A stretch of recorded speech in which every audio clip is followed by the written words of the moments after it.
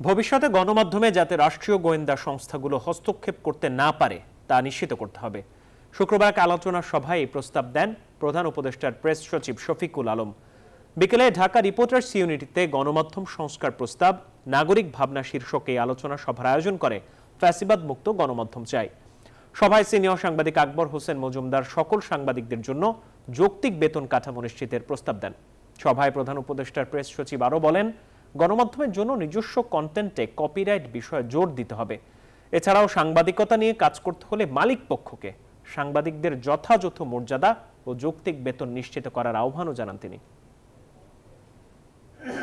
সংবাদপত্রের মুখ কেড়ে নেওয়ার, মুখ বন্ধ করে দেওয়ার মূল উপাদানগুলোর মধ্যে ছিল ইন্টেলিজেন্স এজেন্সি যারা কাজ করেছে।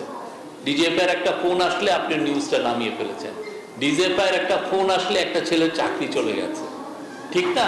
তো আমাদের এই যে ইন্টেলিজেন্স এজেন্সি বলেন, সিকিউরিটি এজেন্সি বলেন, এদেরকে যাতে এরা যেন ভবিষ্যতে আর কোনোদিন সরাসরি ইন্টারভেন না করতে পারে সেটা আমাদের মেকানিজম বের করতে হবে।